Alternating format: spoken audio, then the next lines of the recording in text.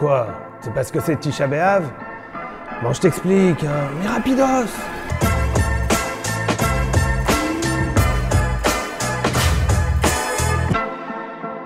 Déjà, Tisha, ça veut dire 9. B'Av, ça veut dire dans le mois de Av. À la destruction du temple de Salomon, Shlomo, à Jérusalem, en moins 586, le temple de Salomon qui a été détruit, évidemment, vous le savez, par Serge Benamou, bien sûr. Moi, ce que je fais sur mon pognon! Mais non! Par Nabuchodonosor, Nebuchadnezzar en hébreu. Les sages ont instauré 4 jeûnes pour commémorer cette catastrophe. C'est la caca, c'est la cata, c'est la catastrophe. La catastrophe. Tisha B'Av, le 9 Av, est le jeûne le plus important parmi les 4. C'est celui qui commémore la date même de la destruction du Beth Amikdash. Cette date est une date propice aux catastrophes, puisque c'est aussi cette date-là qu'a eu lieu la faute des explorateurs dans le désert lorsque les Hébreux ont dit du mal de la terre d'Israël.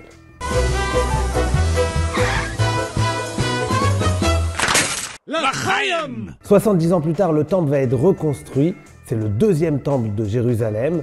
Ça fait plaisir. Et ce jeûne-là va être aboli pendant toute cette période.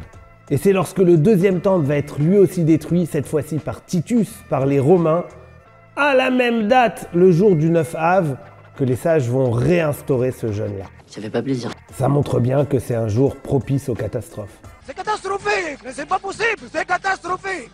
Les sages nous enseignent qu'il y a 5 grandes catastrophes pour lesquelles nous jeûnons encore actuellement le jour du 9 Av. On a dit la faute des explorateurs, la destruction des 2 temples.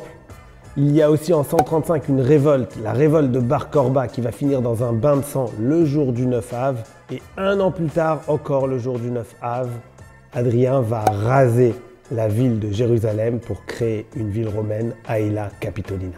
Il y a 5 grands interdits ce jour-là. On n'a pas le droit de manger et boire. Où sont les poulards? J'ai faim!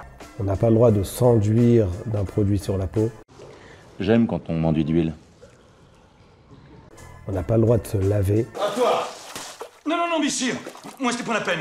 On n'a pas le droit de porter des chaussures en cuir. Qu'est-ce qu'ils ont nos pieds, messire? Et on n'a pas le droit à l'intimité conjugale.